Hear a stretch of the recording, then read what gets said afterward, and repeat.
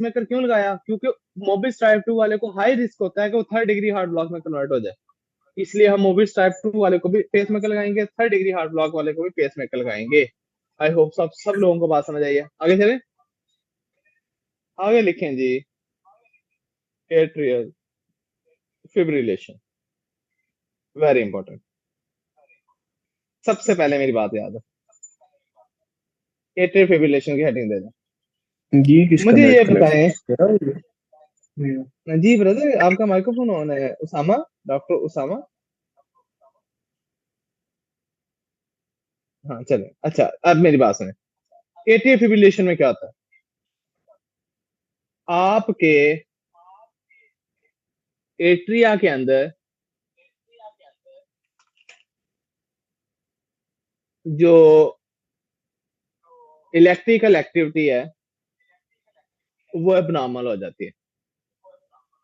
तो what is atrial fibrillation? एक में मुझे निकाल लेने दे, एट्रियल फिब्रिलेशन बुक से भी, बहुत इंपॉर्टेंट टॉपिक है।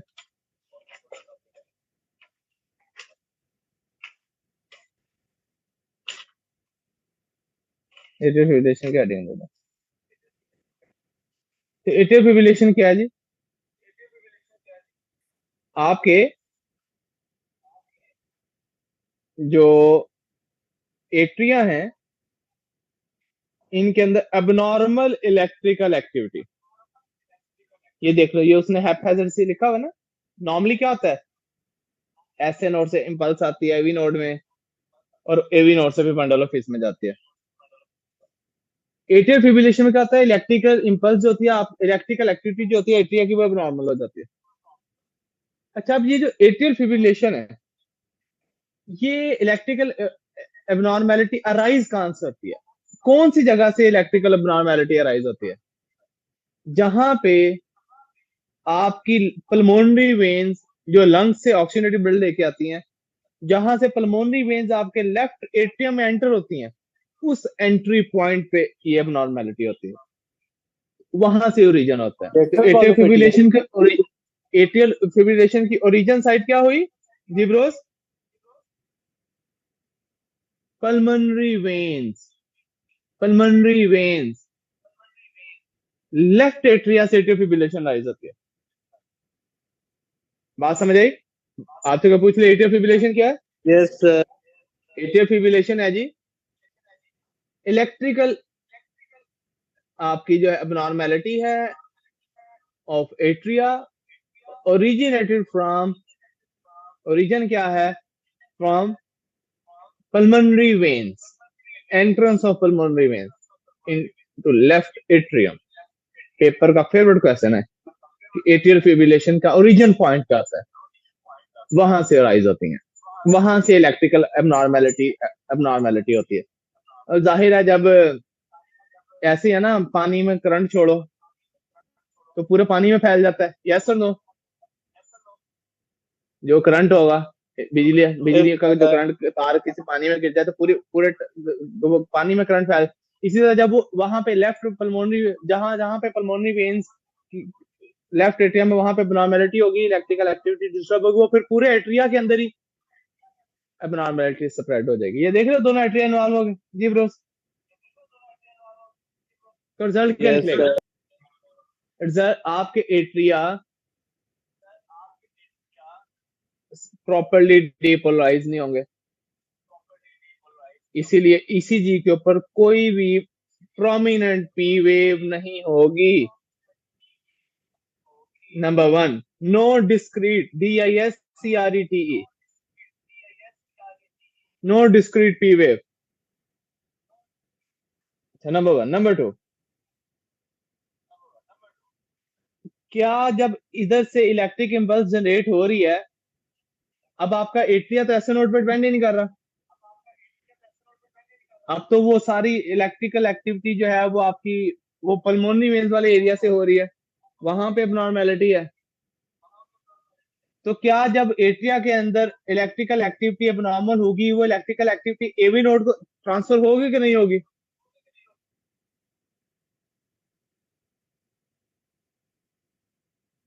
होगी सर। होगी कि नहीं होगी? यस सर होगी। होगी। और एवी नोड से वो सिग्नल किसको जाएगा, वेंट्रिकल्स को। इसलिए वेंट्रिकल को भी बार बार डिपोलराइजेशन का सिग्नल जाएगा। यस और no. Yes sir. Yes sir. Atria depolarize properly नहीं हो रहे, एट्रिया कॉन्ट्रैक्ट नहीं करेंगे, वो ऐसे बस कांप रहे होंगे, हल्के हल्के ऐसे बस कांप रहे होंगे, वाइब्रेट से कर रहे होंगे, कोई कॉन्ट्रैक्शन नहीं हो रही होगी। एट्रिया की कोई कॉन्ट्रैक्शन नहीं हो रही होगी, एट्रिया की पंपिंग फेल हो जाएगी। एट्रिया डिपोलाइज जब abnormal abnormal electrical electrical activity जब उनमें एबनॉर्मल होगी, तो ईसीजी पे पी वेव, कोई प्रोमिनेंट पी वेव नहीं होगी, कोई वाजे पी वेव नहीं होगी, और वो सिग्नल एवी नोड को ट्रांसफर होगा एट्रिया से, एबनॉर्मल इलेक्ट्रिकल एक्टिविटी का।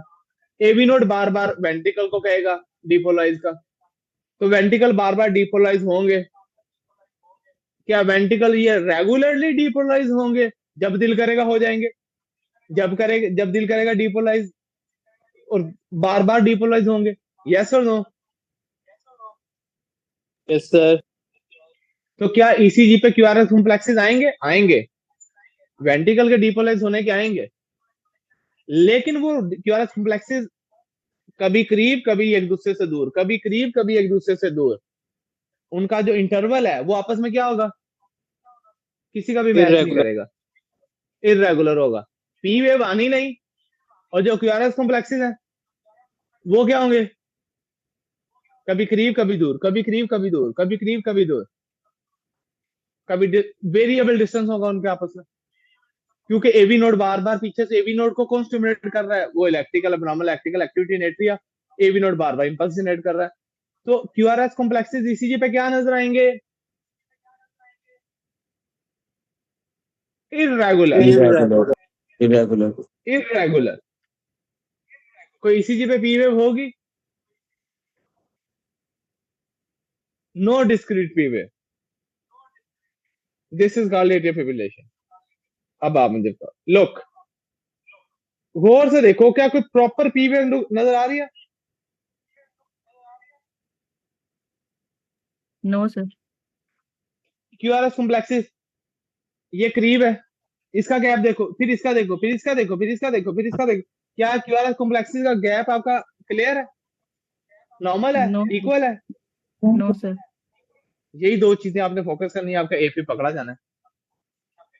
तो एट्रियल फिब्रिलेशन क्या होता है, इरेगुलरली इरेगुलर हार्ट रेट होगा और हार्ट के, आप इस पेशेंट के पल्स देखोगे ना, आप देखोगे पल्स रेगुलर इंटरवल से नहीं आएगी, कभी बहुत तेज आ जाएगी, कभी स्लो हो जाएगी, और कभी फास्ट आएगी, कभी जल्दी, कभी फास्ट, कभी जल्दी, कोई रिदम नहीं होगा, पल्स पकड़ के एफी पकड़ा जाता है। बात समझ आई। Yes sir. तो इसका मतलब क्या है कि पेशेंट की पल्स रेगुलर नहीं होगी, इरेगुलरली इरेगुलर, ठीक है। तो इरेगुलरली इरेगुलर पल्स होगी, no discrete P wave, irregular interval between QRS complexes, ठीक है। अच्छा, उसके बाद आगे, तो ईसीजी पे क्या नजर आएगी, वो बस ऐसी वाइब्रेशन सी नजर आएगी, पी वेव तो होगी नहीं, हल्की सी वो क्या होगी, ये फिब्रिलेशन सी होगी, फिब्रिलेटरी वेव, हल्की सी वो ऊंची नीवी लाइनें से होंगी बस, हल्की सी वो वाइब्रेटरी वेव्स होंगी, कोई प्रॉपर पी वेव है, ये देख रहे हो वाइब्रेटरी वेव्स आ रही हैं, यस सर। तो लिखो, तो on ECG no discrete P wave, but there are fibrillatory waves, छोटी छोटी वाइब्रेशन सी जो होती है वो आपको आएंगी, वो भी, ये भी आपस में एक दूसरे से मिल रही है, ये फिब्रिलेटरी वेव्स एक दूसरे से मिल रही है, नहीं, very in shape, very in size, क्या ये शेप में एक दूसरे से वेरी कर रही है, यस सर। क्या ये साइज में एक दूसरे से वेरी कर रही है, कोई बड़ी कोई छोटी, यस सर। क्या ये टाइमली है, स्पेसिफिक टाइम में एक दूसरे से मैच कर रही है, नो सर। No sir. तो क्या होगा, फिब्रिलेटरी वेव्स होंगी, very in size, very in shape, very in time, ना टाइम मैच कर रहा होगा इन वेव्स का, ना शेप मैच कर रही होगी, ना साइज मैच कर रहा होगा। और जो और जो और जो क्यूआरएस कॉम्प्लेक्सेस होंगे वो इरेगुलर होंगे। अच्छा, उसके बाद क्या है?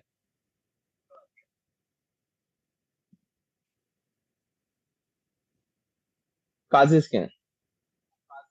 एट्रियल फिब्रिलेशन की काजेस क्या है? काजेस लिखो सबसे पहले। लिखें जी, काजेस।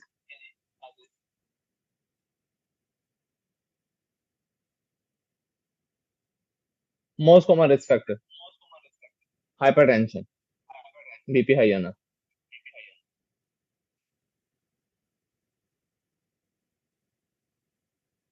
उसके बाद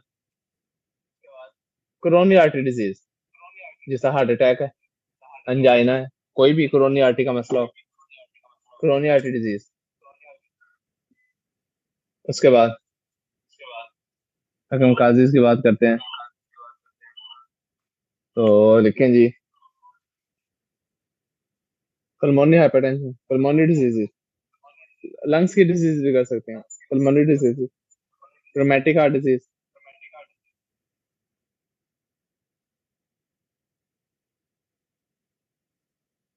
उसके बाद आगे आपको आ जाता है जी, anaemia, infection, sepsis.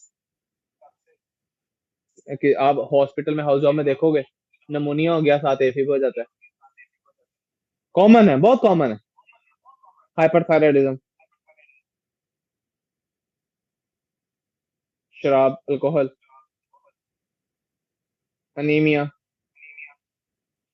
Heart failure, congestive heart failure, जिन लोगों का हार्ट डायलेट कर जाता है, या mitral valve stenosis, mitral valve regurgitation, aortic stenosis, aortic regurgitation, ये सारी कंडीशन। और जो भी कंडीशन एट्रिया का साइज बड़ा करेगी, लेफ्ट एट्रिया इंलार्ज करेगी, वो भी।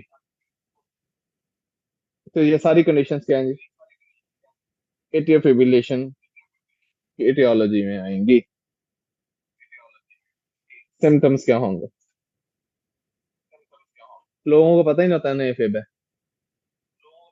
कई दफा सिम्टम ही कोई नहीं होते।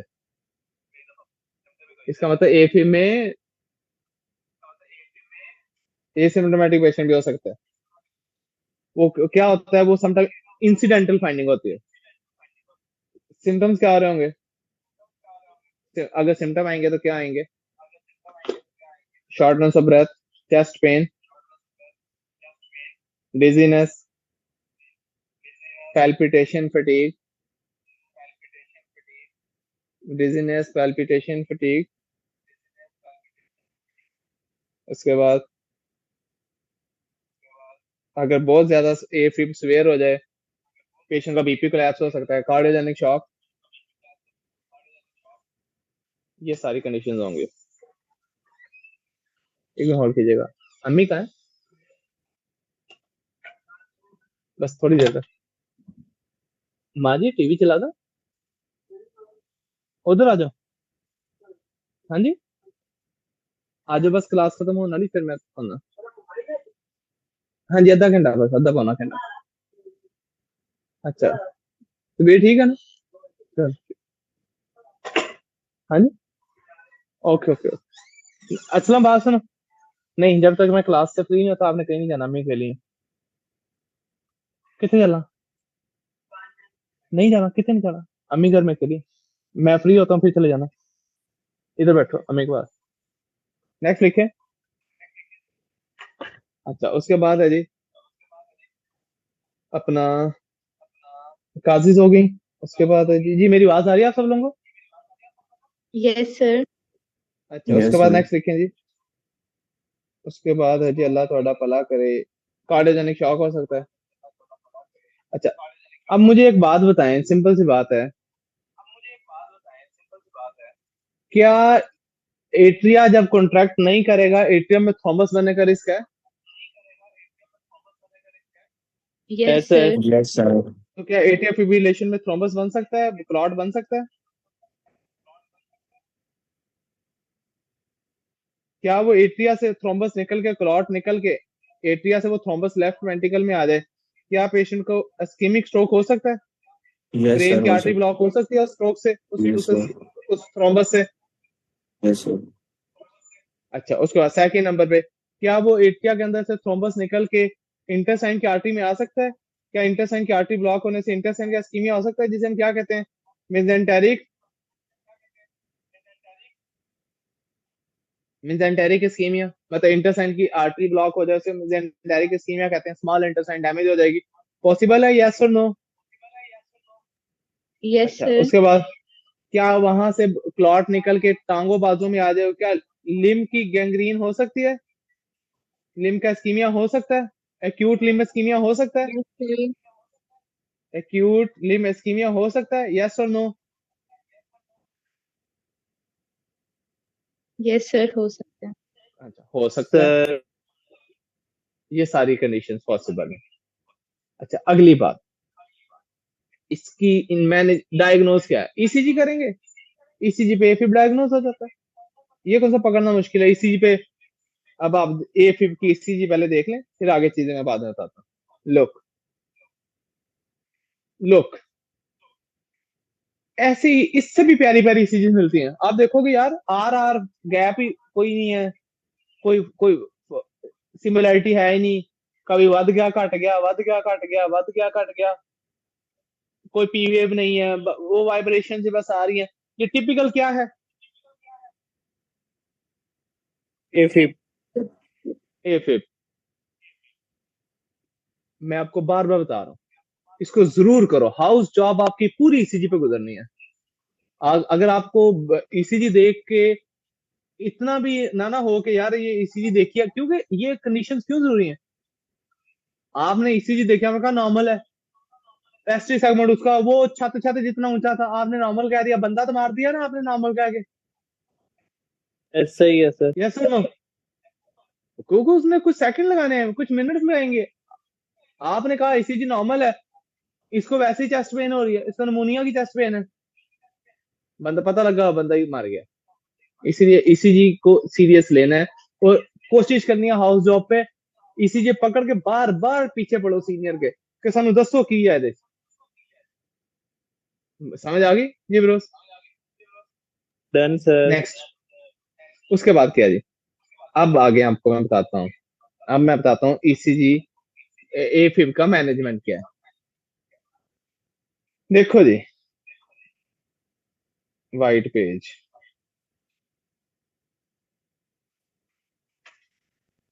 देखें जी मैनेजमेंट इसकी। देखो जी, सबसे पहले मेरी आवाज सबको आ रही है, आवाज वीडियो क्लियर है डॉक्टर जया? Yes, sir. चलें, ये देखें जी, एफib, एफib हो गया पेशेंट को। उसके बाद क्या है जी? एफib के बाद हमने ये देखना है, न्यू ऑनसेट एफib है या आपका ओल्ड है क्रोनिक एफib है। न्यू न्यू ऑनसेट एफib कहते हैं, एक्यूट एफib कहते हैं अगर 48 घंटे से कम है। आपने एफib की कैटेगरीज बना देनी है, 48 घंटे से ज्यादा एफib हुआ है या 48 घंटे से कम टाइम हुआ है। दो, फॉर एग्जाम्पल एक पेशेंट आपके पास आया, वो आपको कह रहा था पता नहीं कब हुआ है, समटाइम ऐसे भी होता है, फिर आप उसको कहो कि कोई पुरानी ईसीजी घर में पड़ी है तो ले आओ। अगर कोई घर में पुरानी ईसीजी होगी, आप उस पे देखो, आपको कि यार इसके तो पिछले साल की ईसीजी में भी एफib था, तो इसका मतलब वो आपके पास जो मरीज आया वो कौन से एफib के साथ आया? 48 से above. वो क्रोनिक के साथ आया है। अगर आपको हिस्ट्री नहीं मिल रही पेशेंट को, कोई पुरानी ईसीजी है मोबाइल में तो दिखा दो, कोई घर में पड़ी है तो ले आओ, कोई पुरानी ईसीजी पकड़ लो, आपको अंदाजा हो जाएगा कि यार। और दूसरा, अगर पेशेंट को अचानक सिम्टम आए हैं, वो कहता है मैं कल तक ठीक था, अचानक ही मुझे सिम्टम आए हैं, कोई 10-12 घंटे हुए हैं, कोई 5-7 घंटे, इसका मतलब फिर मोस्ट प्रोबेबली वो कौन सा है, एफिब है, Cute. एक्यूट है। या हॉस्पिटल में एडमिट है पेशेंट, आपने कल ईसीजी देखी, कल वाली ईसीजी ठीक है, आज ईसीजी कराई, आज एफिब आया, ये एक्यूट एक्यूट ही होगी ना, 48 आवर्स के अंदर अंदर हुई है। Yes, sir. इसका मतलब आपको इस चीज से आइडिया आ जाएगा कि 40 आवर्स से ज्यादा क्या क्या काम किया। अगर नहीं पता तो फिर आप कोरोना की समझो, क्योंकि ईसीजी के अंदर हमारा ट्रीटमेंट में एक हमने ईसीजी में टैकीकार्डिया भी होता है, ये अभी मैं बताता हूँ। ईसीजी पे हार्ट रेट ऐसे, इसमें आप R2R, क्या इसमें R2R एक जैसे हैं, क्या इसमें हार्ट रेट आप निकाल सकते हो, एक डब्बे, 2 डब्बे, 3 डब्बे, 4 डब्बे? No, sir. इसमें तो No, R2R sir. No, sir. Irregular है, इसमें आप हार्ट रेट वो डब्बों वाला नहीं निकालते, इसमें आपने QRS कॉम्प्लेक्स गिनने होते हैं, उसको डिवाइड करना होता है, वो आगे मैं एंड पे बताता हूँ। इसमें हार्ट रेट ऐसे नहीं कैलकुलेट कर सकते आप नॉर्मली। एफिब के अंदर हार्ट रेट क्या होता है, ज्यादा टैकीकार्डिया होता है। आपने एफिब वालों का एक क्या करना है, रेट कंट्रोल करना है, और एक क्या करना है, रिदम कंट्रोल करना है। रिदम से मुराद उसके वो जो R2R है वो नॉर्मल हो, यस और नो। Yes, sir. और दूसरा आपने रेट कंट्रोल करना है, जो हार्ट रेट उसका 180-40, नॉर्मली इनका 150 हार्ट रेट होता है, 150 to 180 हार्ट रेट इनका होता है, अगर हम कैलकुलेट करके निकाले तो। एक हमने रेट को कम करना है, दूसरा हमने किसको ठीक करना है, हमारा टारगेट क्या है एफिब में, rate and Rhythm. Rhythm. Rate control करने के लिए क्या दे दिया, Beta blocker. अस्थमैटिक पेशेंट है उसके बजाय फिर क्या दे दिया, Calcium channel block. वो आपकी मर्जी, रेट कंट्रोल हो गया। कौन सा ग्रुप पढ़ लें, एफिब हुए कितना टाइम हुआ अभी, 48 hours का काम. इसमें रिदम भी कंट्रोल करना है, क्योंकि जब एफिब आपका एक्यूट हो तो उसको रिदम रिदम कंट्रोल करने के लिए कौन सी ड्रग्स देनी है, anti anti Flecainide. Arrhythmic anti arrhythmic drugs. Very good Usama, अपना आतिफ, कौन सी एंटी एरिथमिक ड्रग्स देते हैं, ड्रग और चॉइस क्या होती है, फ्लिकेनाइड। लेकिन अगर लेकिन अगर ये मैंने आपको ही करवाई थी ना, एंटी एरिथमिक ड्रग के रेगुलर वालों को करवाई थी। सर करवा चुके हैं आप? हाँ आपको ही करवाई है, हाँ हाँ हाँ ठीक है, फ्लिकेनाइड आपको पता है ना, हाँ अच्छा, यस सर. फ्लिकेनाइड देंगे। लेकिन अगर कोई स्ट्रक्चरल हार्ट डिजीज है या इस्कीमिक हार्ट डिजीज Myodron. है, फिर क्या देंगे, Myodron. फिर हम माइल्ड्रॉन देंगे। तो एफिब में रेट कंट्रोल करने के लिए क्या दिया, Beta blocker और calcium channel blocker. Beta blocker. और रिदम कंट्रोल करने के लिए क्या दिया, Antiarrhythmic drug. Anti arrhythmic drugs केड़ियां, Flecainide और अगर structural change नहीं तो अमलराज. ये जो दवाइयों के जरिए हम रिदम कंट्रोल करते हैं ना, इसे कहते हैं केमिकल कार्डियोवर्जन। इसे क्या कहते हैं, केमिकल कार्डियोवर्जन, केमिकल कार्डियोवर्जन। अच्छा उसके बाद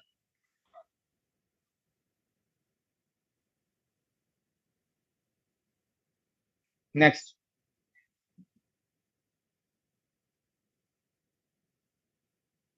बीपी पेशेंट का 90-60 से ऊपर होना चाहिए, फिर ये सारा काम करेंगे। बीपी पेशेंट का 90-60 प्लस होना चाहिए, मतलब पेशेंट स्टेबल होना चाहिए। अच्छा, अगर पेशेंट को मेडिसिन से हार्ट की एकदम ठीक नहीं हुई, फिर हम झटका लगाएंगे। कौन सी कार्डियोवर्जन, पहले केमिकल की, फिर कौन सी करेंगे, इलेक्ट्रिकल कार्डियोवर्जन। इसका मतलब फिर हम इलेक्ट्रिकल कार्डियोवर्जन करेंगे। तो अगर केमिकल कार्डियोवर्जन फेल हो जाए तो फिर हमारे पास क्या हल है, शॉक, जो चेस्ट पे लगाते हैं शॉक, जिसे हम क्या कहते हैं, इलेक्ट्रिकल कार्डियोवर्जन, डीसी शॉक। जी ब्रो, तो फिर हम क्या लगाएंगे, शॉक लगाएंगे, इलेक्ट्रिकल कार्डियोवर्जन करेंगे। ये भी आगे मैं आपको बताऊंगा कौन सा शॉक होता है, एक सिंक्रोनाइज शॉक होता है, एक अनसिंक्रोनाइज शॉक होता है, वो आगे मैं आपको लिस्ट बनवाता हूँ। अच्छा आगे देखें जी, हम कार्डियोवर्जन कर देंगे, इलेक्ट्रिकल कार्डियो। तो केमिकल कार्डियोवर्जन फेल हो जाए तो क्या आंसर है, इलेक्ट्रिक बोलो। कार्डियो भैया। इलेक्ट्रिकल कार्डियोवर्जन में पहले हम 150 का झटका देते हैं, 150 जोल का, जो इसमें यूनिट होता है वो जोल होता है ना, पहले हम 150 जोल का जो है वो शॉक देते हैं। उससे ना ठीक हो तो फिर हम 200 पे चले जाते हैं, ऐसा ऐसा अपना शॉक करंट का झटका बढ़ा सकते हैं। बात समझ आ गई? Yes sir. Yes Yes, sir. sir. आगे, अगर एक पेशेंट आपके पास एफिब के साथ आया, एक्यूट एफिब है, बीपी क्या है, 90-60 मोर से कम है, बंदा मरने लगा, आपका बीपी कोलैप्स हो रहा है, फिर बीटा ब्लॉकर को दफा करो, केमिकल कार्डियोवर्जन को दफा करो, सबसे पहला काम क्या लगाओ उसे, अगर पेशेंट आपका बीपी लो के साथ आया एफिब का, फिर सबसे डीसी पहला सर। काम क्या बनता है? कार्डियोवर्जन। फिर सबसे पहला काम है इलेक्ट्रिकल। करंट का झटका। अगर एफिब का पेशेंट आ जाए, हेमोडायनामिकली अनस्टेबल है, बीपी लो है, 90-60 तो काटा है बीपी, सिस्टोलिक 90 से कम है, डायस्टोलिक 60 से कम है, फिर आपका सबसे पहला हल क्या होगा? डीसी झटका। Electrical cardioversion. Acute AFib on new onset AFib less than 48 hour का समझ आ गई जी bros? Yes sir. Yes, sir. अच्छा, उसके बाद ये इलेक्ट्रिकल कार्डियोवर्जन या केमिकल कार्डियोवर्जन से करने से पहले हेपारिन भी दे देते हैं पेशेंट को, हेपारिन भी लगाते हैं। और ये जो इलेक्ट्रिकल शॉक लगाना है ना, पेशेंट को सिडेट करके लगाना है, जागते नु ना ला छड़ियो। अगर पेशेंट कॉन्शियस है, उन्हें को फाड़ के कुट ना उठ के जब वो झटके लगने के बाद हिम्मत होगी। उसके बाद इसीलिए तो कह रहे हैं इसकी पेन होती है, आपने पेशेंट को सिडेट कर लेना होता है। अगर पेशेंट वैसे तो आइडली ये जो पेशेंट होते हैं इतने अनकॉन्शियस हुए होते हैं कि पहले ही सिडेट हुए आते हैं, बीपी लो के साथ हेमोडायनामिकली अनस्टेबल इतने होते हैं कि इन्हें पहले ही नहीं पता होता कुछ। जी ब्रोस, क्लियर? आगे चले। मूवीज में तो नहीं दिखाते। वो Yes, sir. उसमें तो जब आपके पास टाइम नहीं है, फिर तो आपके पास, जब आपका पेशेंट इतना क्रिटिकल है, वो तो पहले भी बेचारा अपने होशोबास में नहीं है, ठीक है, फिर तो आपने, ओके सर। तो ये आपने उस पेशेंट का करना है जो कॉन्शियस होगा। जी ब्रोस, क्लियर? आगे चले। Yes sir. अगर एफिब हुए 48 घंटे से ज्यादा हो गए, फिर रेट कंट्रोल करेंगे। क्या टारगेट नहीं है? रिदम रिदम टारगेट नहीं है, पहला काम है रेट कंट्रोल करना, वो बीटा ब्लॉकर दे दोगे। रेट क्यों, कब कंट्रोल करेंगे और क्यों कंट्रोल नहीं करेंगे? क्योंकि जब 48 घंटे से ज्यादा हो जाता है ना थ्रोम्बस बने, 48 घंटे से ज्यादा एफिब हो जाता है, तो बहुत ज्यादा चांसेस होते हैं कि अंदर क्या बन चुका हो, थ्रोम्बस। अब थ्रोम्बस बन चुका है। अब रिदम कंट्रोल नहीं कर सकते क्योंकि 48 आवर्स से जब ज्यादा हो जाता है तो हाईली चांसेस है थ्रोम्बस बन चुका हो। इसीलिए अब आप रिदम कंट्रोल करोगे ना, ये ऐसे ही है जैसे आप गाड़ी पे जा रहे हो, मोटरवे पे 150 की स्पीड पे, गाड़ी का 5वां गियर निकाल के उसे दूसरे गियर में कर दो, गाड़ी झटका लेगी? जब हाई स्पीड पे जा रहे हो, उसको 5वें गियर से दूसरे गियर पे करोगे, गाड़ी झटका लगेगा गाड़ी को? Yes sir. ये ऐसे ही है, जब आप रिदम कंट्रोल करते हो ना, तो हार्ट को झटका लगता है। ये थ्रोमस निकल के क्या कर सकता है काज? स्ट्रोक काज कर एम्बोली सकता है, एम्बोलिज्म हो सकता है। इसलिए क्योंकि अंदर थ्रोम्बस जब 48 आवर्स से ज्यादा हो जाता है तो हाईली चांसेस होता है कि अंदर क्या बन चुका है, थ्रोम्बस बन चुका है। इसीलिए अगर हम रिदम कंट्रोल करने के लिए पेशेंट को एंटी एरिथमिक ड्रग्स या केमिकल कार्डियोवर्जन या इलेक्ट्रिकल कार्डियोवर्जन करेंगे, तो हाईली चांसेस है कि अंदर थ्रोम्बस जो है वो एम्बोलिज्म की फॉर्म में आपको उधर मरीज का दिल सीधा किया तो फालिदा अटैक हो गया। पॉसिबल है ना? Yes Yes, sir. sir. इसीलिए रिदम सीधी करने से पहले आप पेशेंट को 28 दिन के लिए वारफारिन पर डिस्चार्ज कर दो, वारफारिन दे के घर भेज दो। ताकि वो 1 महीना क्या लेके आए, कौन सी ड्रग्स लेके आए, एंटीकोगुलेंट ड्रग खा के आए। उसके बाद उसकी रिदम सीधी करो, ताकि अगर एम्बोलिज्म हो तो मूव हो जाए, खत्म हो जाए। बात समझ आई? Yes sir. अच्छा, लेकिन अगर आप 28 दिन के लिए नहीं भेजना चाहते, फिर आप उसकी फौरी एको करो, एसोफेगस के थ्रू, ट्रांस एसोफेजियल एको। जब आप एको कर लो, फौरी एको करके देख लो थ्रोम्बस है कि नहीं। अगर नहीं होगा तो फिर फौरी झटका लगा सकते हो। बात समझ आई? Yes sir. या आपके पास दो हल है, सर वारफेरिन पे या तो कितने उसे दिन? 28 दिन, 1 महीना, या तो उसे वारफारिन पे डिस्चार्ज कर दो, 1 महीने बाद बुला लो, फिर उसको जो है वो रिदम ठीक कर लो। अगर अदरवाइज अगर आपने फौरी रिदम ठीक करनी है तो फौरी रिदम ठीक करने से पहले क्या कर लो, ट्रांस एसोफेजियल एको ठीक कर लो। ठीक है, ट्रांस एसोफेजियल एको कर लो, उससे आपको पता चल जाएगा थ्रोम्बस का। फिर अगर थ्रोम्बस नहीं होगा तो फिर आप केमिकल कार्डियोवर्जन भी कर सकते हो, इलेक्ट्रिकल भी कर सकते हो। अगर थ्रोम्बस निकल आया फिर करोगे एको पे, थ्रोम्बस निकल आया फिर करोगे नो नहीं, नो फिर उसे सर। वारफारिन पे डिस्चार्ज, फिर भी उसे किस पे डिस्चार्ज कर दोगे? वारफरीन। वारफेरिन पे। हाँ, तो रिदम कंट्रोल इसीलिए 48 आवर्स वाले पेशेंट्स की, जब तक आप ये कंफर्म नहीं हो जाता कि पेशेंट का एट्रिया क्लियर है, अंदर थ्रोम्बस नहीं है, तब तक आप पेशेंट की रिदम कंट्रोल नहीं करते, केमिकल हो या इलेक्ट्रिकल हो, in chronic AFib, more than 48 hours AFib. Clear है सब लोगों को? आगे चलें। Yes sir. Yes sir. ये है एफिब का ट्रीटमेंट। और क्रोनिक कार्डियोवर्जन में ना, केमिकल कार्डियोवर्जन से ज्यादा कौन सी कामयाब होती है? Electrical cardioversion sir. इसमें इलेक्ट्रिकल कार्डियोवर्जन ज्यादा सक्सेसफुल होती है, केमिकल इतना रिस्पॉन्स नहीं आता। सब लोगों को अच्छी तरह एफिब समझ आया? आतिफ, मेरा जो है उसामा। सर जी ये बस यस बता हाँ देंगे, जी, तो पता क्यों लगना 48 घंटे वाला? 48 घंटे ये हो गए आपको हमें। पता ऐसे चलेगा पेशेंट कल ठीक था, वो कहता है सर, अचानक ही तबीयत खराब हुई है, इसका मतलब वो एक्यूट मोस्ट प्रोबेबली है। ये आपके पास उसका रिकॉर्ड है, ये आपने हिस्ट्री से लेना है, हिस्ट्री से पता चलेगा या उसके रिकॉर्ड से पता चलेगा। Okay sir. तो डॉक्टर, सर जी, हाँ जी, सर अगर क्रोनिक वाला अचानक उसको हेमोडायनेमिकली अनस्टेबल हो जा रहा है और पेशेंट हाथ से जा रहा है, फिर तो हमें वो इलेक्ट्रिक शॉक, वाला करना पड़ेगा। Shock, yes. और अगर जब भी ये थ्रोम्बस फिर हुआ आ फिर? जाए, फिर उसकी लाइफ कॉम्प्रोमाइज हो रही है। अगर आप उसे शॉक नहीं दोगे तो उसने वैसे मर जाना है, हेमोडायनेमिकली अनस्टेबल केस। इसे ओके सर। अगर आपके पेशेंट को एफिब है और वो हेमोडायनेमिकली अनस्टेबल है, बीपी 90-60 तो कम है, फिर आपका पहला ऑप्शन ही क्या है? इलेक्ट्रिक। फिर आपने करना है उसे इलेक्ट्रिकल शॉक देना है। फिर नहीं आपने एक्यूट क्रोनिक सोचना, फिर आपने बंदे की पूरी जान बचानी है, जिंदगी बचानी है। जी ब्रोस, क्लियर है? Yes sir. Yes sir.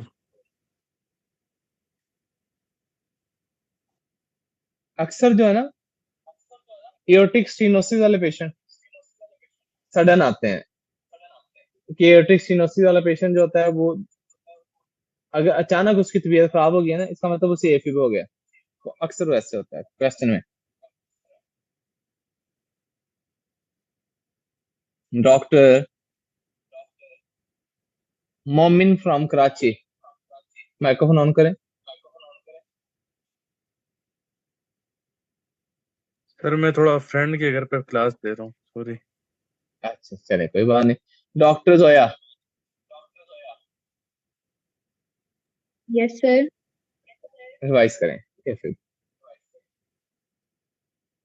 एफिब से पहले वो भी रिवाइज करें, 30 डिग्री फ्लो वो कर दिया था कि नहीं किया था किसी ने? सर वो कर दिया था। चले एफिब रिवाइज करें।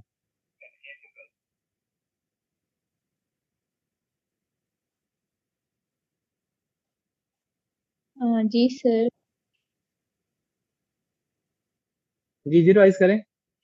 सर मेरा 1-2 पॉइंट मिस हो गए थे स्टार्ट से, इसलिए। क्या बात। डॉक्टर अलीना नाजिम, आप रिवाइज कर हाँ बस करवाना सर, ये आप से। दें। Doctor doctor Alina Nazim, yes sir. जी रिवाइज रिवाइज करें। आपस में पीछे प्यार रहता है। रिवाइज करें आप। Atrial fibrillation which is the abnormal electrical activity of atria. ये जो इसकी एबनॉर्मलिटी होती है वो बेसिकली ओरिजिनेट होती है लेफ्ट एट्रिया में, एंट्रेंस पॉइंट है पल्मोनरी वेन के एंट्रेंस पॉइंट से। एट्रिया जो होते हैं डिपोलराइज नहीं होते प्रॉपर्ली, इसमें जो होती है नो डिस्क्रीट पी वेव होती है, और इलेक्ट्रिकल एबनॉर्मलिटी जो होती है वो एवी नोड की तरफ ट्रांसफर होती है, तो फिर वहां पे जा उस उधर से वो वेंट्रिकल्स की तरफ ट्रांसफर होती है, उनको डीपोलराइजेशन के लिए फोर्स करती है। और एट्रिया की इसमें कॉन्ट्रैक्शन होती नहीं है, जिस वजह से पी वेव नहीं होती। वेंट्रिकल जो होते हैं बार बार डीपोलराइज हो रहे होते हैं, इस वजह से क्यूआरएस कॉम्प्लेक्स जो होता है वो इनमें इरेगुलर होता है। और इसके अलावा जो समटाइम्स जो होता है ये शॉर्ट भी हो सकता है और लॉन्ग भी हो सकता है, यानी कि वेरिएबल होता है क्यूआरएस कॉम्प्लेक्स जो होता है। इसमें इरेगुलर पल्स होती है इसमें। और ईसीजी पे जो हमें नो डिस्क्रीट पी वेव मिलती है, लेकिन इधर जो होते हैं फिब्रिलेटरी वेव्स प्रेजेंट होती हैं, वो वेराई करते हैं इन साइज में, शेप और टाइम तीनों में। और क्यूरस कॉम्प्लेक्स जो होता है वो इरेगुलर होता है। इसके जो काजेज होते हैं, मोस्ट कॉमन काज जो है वो हाइपरटेंशन है, coronary artery disease like heart attack, angina, pulmonary hypertension, pulmonary disease, rheumatic heart disease, anemia, infection, sepsis, alcohol, CS, congestive heart failure, hyperthyroidism, mitral valve stenosis, regurgitation, aortic valve stenosis या regurgitation, और left ventricle का size इंलार्ज्ड किसी भी वजह से अगर हो तो वो भी इसकी कॉज हो सकती है। इसका जो सिम्टम्स हैं वो समटाइम्स जो होता है ये एसिम्टोमेटिक होता है, लेकिन अगर सिम्टम्स प्रेजेंट होंगे तो वो चेस्ट पेन होगा, शॉर्टनेस ऑफ ब्रेथ होगा, dizziness, palpitation, fatigue, cardiogenic shock, और इसमें थ्रोम्बस भी बन सकते हैं। जब थ्रोम्बस बनेगा तो वो एट्रिया की तरफ जाएगा, एट्रिया से वो लेफ्ट वेंट्रिकल में जाके एओर्टा में जाएगा, तो वो स्ट्रोक भी काज कर सकता है, वो अच्छा, इंटेस्टाइन में भी एक जा चीज और, सकता है। Sorry doctor Leena, sorry yes आपकी सर। बात काट रहा हूँ। इसमें ना जब आपका थ्रोम्बस जहां पे बना है, जब तक वो वहां पे है वो थ्रोम्बस है, जब वो वहां से निकल गया वो फिर एम्बोलिज्म है। Yes sir. जी, तो आप लिखिए इसमें थ्रोम्बो एम्बोलिज्म का रिस्क हो सकता है। Yes sir. जी, जी आप बताएं। इसमें थ्रोम्बो एम्बोलिज्म का रिस्क हो सकता है, लाइक जब वो एट्रिया में होगा तो वो थ्रोम्बस होगा, जब वो किसी और जगह पे चला जाएगा तो उसको हम एम्बोलिज्म कहेंगे। इसका जो ट्रीटमेंट है, ट्रीटमेंट हमने देखना है कि पहले एफिब की हमने देखनी है कि ये एक्यूट है या फिर क्रोनिक है। अगर 48 आवर्स से कम होगा तो फिर ये न्यू ऑनसेट एफिब होगा, यानी कि एक्यूट होगा, और अगर ज्यादा होगा 48 आवर्स से तो फिर ये क्रोनिक होगा। एक्यूट में जो नॉर्मली जो होता है एफिब में वो टैकीकार्डिया ही होता है। इसमें जो एक्यूट में हमने करना है, सबसे पहले हमने हार्ट रेट और रिदम को कंट्रोल करना है। इसका जो हार्ट रेट होता है एफिब में वो 157/80 होता है। हार्ट रेट कंट्रोल करने के लिए हम बीटा ब्लॉकर्स देंगे, लेकिन अगर पेशेंट जो है वो अस्थमैटिक है या उसको लाइक सीओपीडी कुछ भी है, रेस्पिरेटरी डिजीज, तो हम उसमें सीसी कैल्शियम चैनल ब्लॉकर दे देंगे। और अगर रिदम को कंट्रोल करना है तो हमने इसमें फ्लेकेनाइड देनी है, लेकिन अगर उसमें स्ट्रक्चरल हार्ट डिजीज प्रेजेंट है तो हम उसको अमायोड्रोन देंगे। और रिदम जो कंट्रोल होगी ड्रग्स के थ्रू, उसको हम केमिकल कार्डियोवर्जन कहते हैं। अगर इसमें जो है केमिकल कार्डियोवर्जन में पेशेंट जो है हीमोडायनेमिकली स्टेबल होना चाहिए, लेकिन अगर पेशेंट हीमोडायनेमिकली स्टेबल नहीं है, यानी उसका बीपी वगैरह लो है, तो हम उसमें डायरेक्ट जो है इलेक्ट्रिकल कार्डियोवर्जन की तरफ जाएंगे। और इसमें हम इलेक्ट्रिकल कार्डियोवर्जन से पहले जो है पेशेंट को हम हेपारिन भी दे सकते हैं। और क्रोनिक को ट्रीट करने के लिए जो है उसको हमने सिर्फ हार्ट रेट कंट्रोल करना है, क्योंकि रिदम हम इसको कंट्रोल नहीं करेंगे। अगर रिदम कंट्रोल करने की कोशिश करेंगे तो पेशेंट को जो है वो थ्रोम्बस डेवलप होने के चांसेस है। इसमें हार्ट रेट कंट्रोल करने के लिए हम बीटा ब्लॉकर्स ही देंगे। और इसमें रिदम अगर कंट्रोल करनी है हमने तो उससे 28 डेज पहले, यानी कि 1 महीने के लिए हम उसको वारफरीन देंगे और डिस्चार्ज कर देंगे पेशेंट को। लेकिन अगर वारफरीन पर डिस्चार्ज नहीं करना चाहते तो हम पेशेंट की जो है ट्रांस एसोफेजियल इको करेंगे, तो उसमें हमें अगर थ्रोम्बस नजर आता है तो हमने सेम वही वारफरीन देनी है 1 महीने के लिए, उसके बाद हमने रिदम ठीक करनी है। लेकिन अगर उसको थ्रोम्बस नहीं है तो हम उसको इलेक्ट्रिकल शॉक देंगे। इलेक्ट्रिकल जो कार्डियोवर्जन होते हैं वो ज्यादा सक्सेसफुल होते हैं केमिकल कार्डियोवर्जन से। जी, थैंक यू। सर वो क्या सब कहते लोगों को बात समझ आई? आतिफ, हमारा, Zoya, Usama. Yes Yes, sir. और sir. सर। कल हमारी कार्डियो की लास्ट क्लास होगी, इसके बाद नेक्स्ट हम लोगों ने जीए स्टार्ट करना है ना, राइट? Yes, sir. यस हाँ, कल कहते हो तो आधा घंटा पढ़ लें और No, sir. वो तो नो गया। सर। सर बस कर अब दें। तो रख दी किताबें। सर जी। चलो नासियो। हाँ जी, हाँ जी। सर जी और एक बात सर और, दो सब लोग मेरी सवाल। बात सुन लो, और सब लोग मेरी बात सुन लो। मैं उसामा आपकी बात बाद में सुनता हूँ। ये मुझे ना आप सब लोगों की एक तो कंप्लेन आई है, और दूसरा आप लोग अक्सर आजकल जो फीस के मामले में रेगुलर वाले, इरेगुलर वाले, डॉक्टर जो 15 लोगों की फीस आई है रेगुलर में से, राइट? आउट ऑफ कितने हैं डॉक्टर साहब? तकरीबन मेरे ख्याल 50 हैं उधर, 40-50 हैं। इधर मेरे ख्याल आप लोगों की 44 फीस आई है मेरे ख्याल अभी, कोई लोग 23-24 लोगों की। सब लोग अपनी अपनी फीस क्लियर कर दें, ठीक है। और आप लोगों को जो है ना, वो आजकल मैंने आपको बताया था कि वो जो ऑफिशियल नंबर होता है, वो दो दो जो व्हाट्सएप बिजनेस होता है वो दो दो मोबाइल में लॉग इन होता है। वो मैं जब वो चैट खोलता हूं ना, तो अंदर लिखा होता है सर से बात कर लेंगे। डेट बताया करो फीस की उन लोगों को, किस डेट को देनी है। कोई इशू है, नहीं दे सकते हो, बता दिया करो कि सर हम इस डेट को देंगे, ताकि आपको बार बार इनकन्वीनियंस ना हो। अच्छा नहीं लगता एथिकली। और इस प्रोफेशन में हम सब डॉक्टर हैं, बिल्कुल एथिकली अच्छा नहीं लगता कि आपको मैं बार बार कहूँ। आपकी डिसरिस्पेक्ट है। सबकी इज्जत बराबर है। मैं आपकी इज्जत करूंगा तो आप मेरी इज्जत करोगे। मुझे अपनी इज्जत करवाने के लिए पहले आपकी करनी पड़ेगी, ठीक है। इज्जत, ये भी इज्जत आपकी इफेक्ट होती है, मेरी इज्जत इफेक्ट होती है कि मैं आपको बार बार फीस का कहूँ। इस चीज में आप अपना जो है ना, वो थोड़ा सा किया करें, कॉपरेट किया करें, और प्रॉपर रिप्लाई किया करें ऑफिशियल नंबर पे। वो मेरे पास वो बेशक नहीं होता, बट इट डजेंट मीन कि आप उस पर रिप्लाई ना करें। वो जब तक मेरे पास होता था आप लोग रिप्लाई कर देते थे। आपको पता है अब उस्ताद खुद तो देखता कोई नहीं है, वो सबका एक ही मैसेज होता है, सर से बात कर लेंगे हम। रोला ही मुक गया, सर से बात कर लेंगे। इसलिए ये रोला ना मुकाओ, फीस मुकाओ अपनी, ठीक है जी उसामा। सर जी, फर्स्ट ऑफ ऑल ये कि जो 48 घंटे से कम पेशेंट आएगा हमारे पास, तो क्या 48 हम्म घंटे के अंदर थ्रम्बस बन जाएगा उसके अंदर? क्या उसे कर देंगे 48 घंटे के अंदर? उसके अंदर थ्रम्बस बन जाएगा कि नहीं, ये पूछ रहा किसका मसला? आपकी बात कट रही है। हूं। मैं कह रहा हूँ जो पेशेंट 48 आवर्स से कम आएगा उसके अंदर थ्रम्बस बनेगा कि नहीं?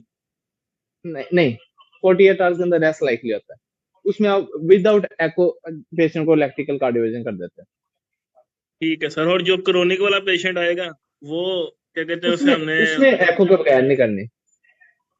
वो तो सर ये हो गया, वारफरिन दे दिए 28 और 28 डेज के लिए, उसके बाद दोबारा फिर भी उसका रिपीट रिदम करें, ठीक करने जब जब वो दोबारा आएगा फिर रिपीट करेंगे एको।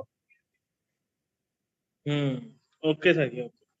सर क्रोनिक वाला क्योंकि समटाइम ये होता है, हेमोडायनामिकली ये ज्यादातर पेशेंट हेमोडायनामिकली स्टेबल होते हैं, कोई इशू नहीं होता, इसीलिए तो एसिम्प्टोमेटिक होते हैं। कई कई महीने इनको एफिब होते हैं, पता ही नहीं होता।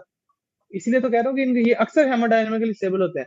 जब ये अनस्टेबल हुआ ना, और ऐसे ऐसे अनस्टेबल होते हैं, आप हॉस्पिटल में देखोगे मरीज बेड से छलांगे मार रहे होते हैं। इतना उन्हें डिस्कम्फर्ट हो रहा होता है, इतना उन्हें स्वेटिंग हो रही होती है। तो फिर आपने शॉक के अलावा कोई हल नहीं होता, फिर आपने फुली मैनेज करना है, ठीक सर मुझे एक बात है। ओके पूछनी है। जी जी। सर कोई डबल निमोनिया होता है? जैसे किसी डायलिसिस का पेशेंट है और वो काफी सीवियर कंडीशन में और उनको निमोनिया हो गया, वो कहते हैं उनको डबल निमोनिया, तो सर वो कैसे डबल निमोनिया? Double pneumonia? जी सर, वो कहते हैं उनको मैंने कहीं डबल तो पढ़ा तो निमोनिया। नहीं है। ये ना हुआ हो कि दो डिफरेंट माइक्रोब्स ने या दो डिफरेंट लोब्स ने निमोनिया कर दिया हो, दो डिफरेंट स्पॉट्स पे निमोनिया हुआ हो। पहले एक टिपिकल निमोनिया था, बाद में ऊपर एटिपिकल हो गया। जी आपने जी कहाँ पे सर। ये टर्म सुनी है? सर वो टर्म नहीं सुनी, हमारे एक जानने वाले तो एक्चुअली उनके डायलिसिस होते हैं, तो वो काफी आईसीयू में पेशेंट है, तो उनका ना यूरोफिजन भी है, साथ में डायलिसिस भी होते हैं, और उनको सैचुरेशन भी उनकी ड्रॉप हो रही है, मतलब स्टेबल नहीं है वो, तो उनको कहते हैं उनको डबल निमोनिया हुआ है, जिसकी वजह से उनकी सैचुरेशन ड्रॉप हो रही है। तो ऑक्सीजन लेवल, जब तक ऑक्सीजन चल रही है तब तक ठीक है, जब रिमूव कर देते हैं तो वो ड्रॉप होना शुरू हो जाती है। तो उन लोगों ने कहा फर्दर कि मैं सर पूछ इनको के ना बता डबल भी दूंगा निमोनिया। आपको। तो जी सर लेकिन ठीक मैंने है। आज तक नहीं पढ़ा इसमें, ठीक है। चलो ठीक, थैंक यू सर, अल्लाह हाफिज़। डबल निमोनिया ये पॉसिबल हो सकता है कि दोनों लंग्स इन्वॉल्व हो, इस सेंस में वो कह रहे हैं। शायद ये भी हो सकता है सर, क्योंकि एग्जैक्टली मुझे भी नहीं पता कि वो किस लिहाज से डबल निमोनिया कह रही है। ठीक है, चले ठीक है ठीक है, sir, thank you thank you sir, जी, अल्लाह हाफिज़। अल्लाह अल्लाह हाफिज़। अल्लाह अल्लाह।